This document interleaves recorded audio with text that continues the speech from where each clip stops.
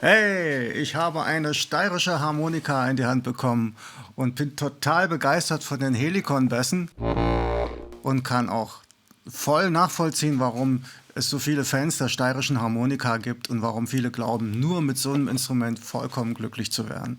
Ich habe das früher gar nicht verstanden, weil ich habe es als Kind analysiert und gedacht, es gibt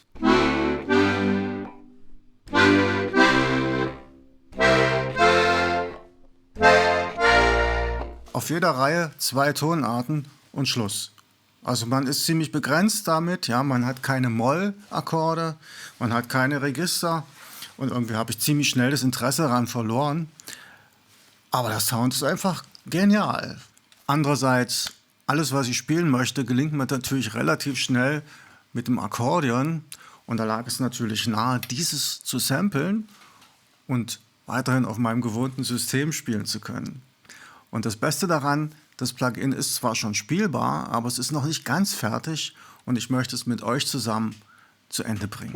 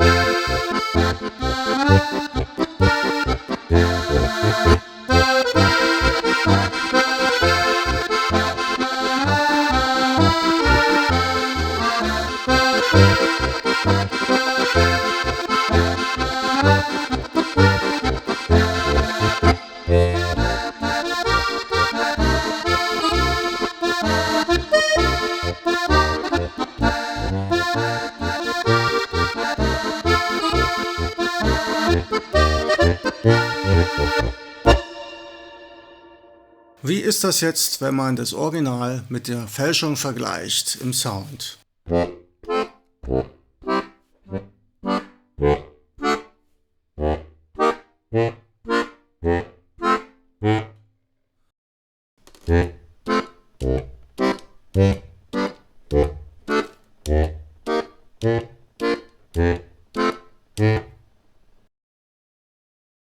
Balk zu.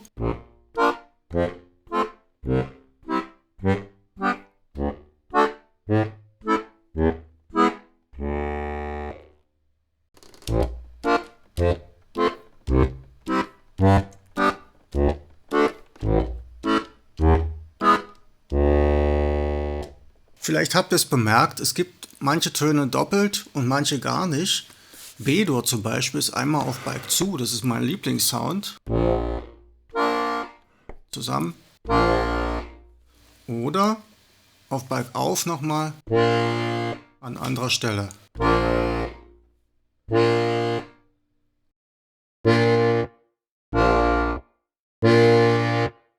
Und natürlich hat man auf dem MIDI alle Bässe parat.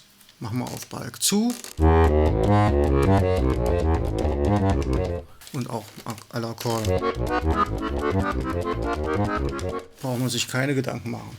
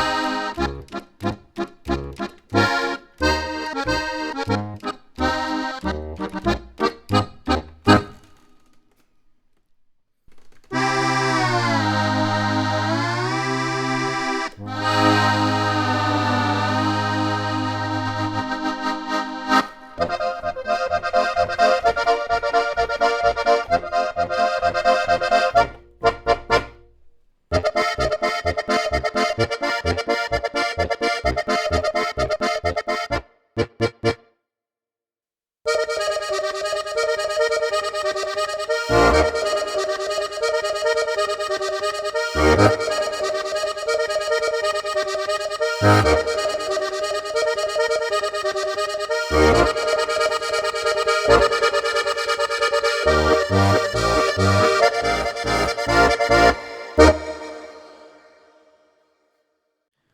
könnt ihr nun an diesem Instrument mitarbeiten bzw. es für euch gestalten?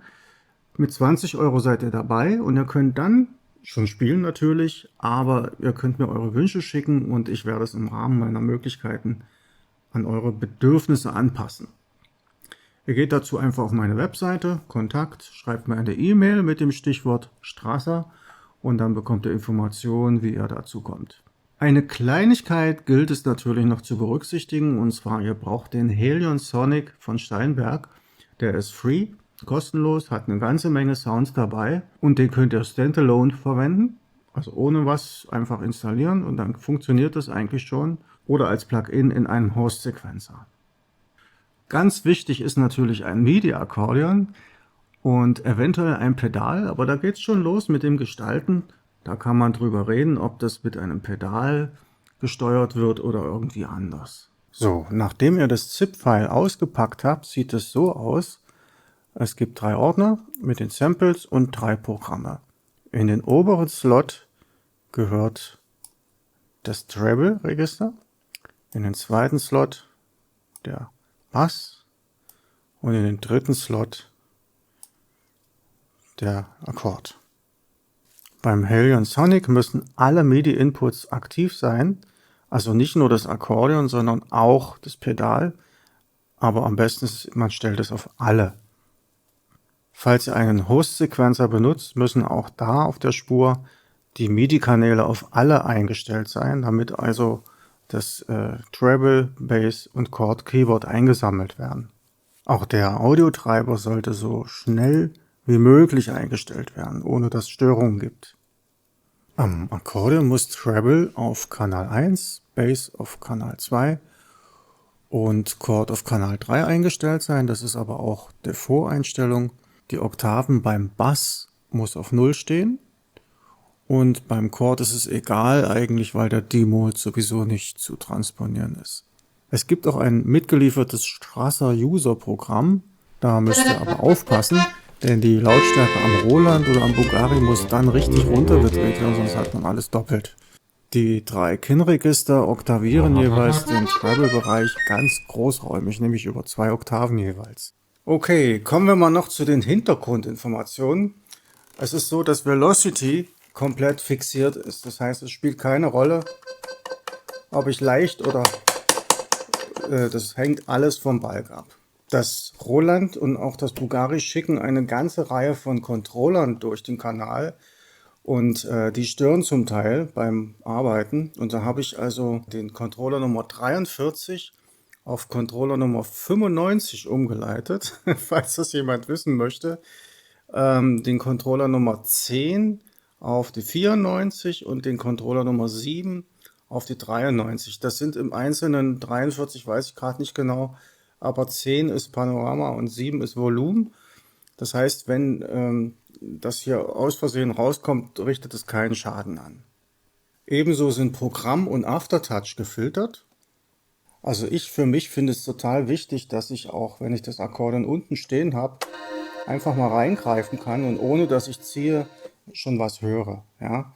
Das ist für mich unabdingbar beim Arrangieren und war sehr wichtig. So, und natürlich hat man mit dem Balk die Lautstärke in der Hand. Ja, es fängt zwar hier nicht ganz bei 0 an, aber es ist trotzdem ein großer Dynamikbereich.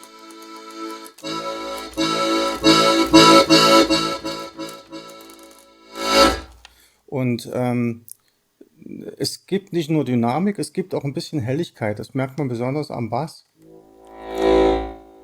Der ist, also wenn die Lautstärke mitgeht mit dem Filter, dann merkt man das nicht so deutlich. Wenn man jetzt die Lautstärke fixieren würde, dann hört man ganz deutlich ein so einen helleren Klang. Ja, und wie wir schon gesehen haben, gibt es am Pedal eine Note C0, die schaltet den Flex Phraser an oder aus. Wenn ich nicht trete, gibt es einen normalen Ton. Wenn ich ihn trete, gibt es einen Rhythmus. Und die anderen Tasten sind natürlich zum Auswählen der Rhythmen.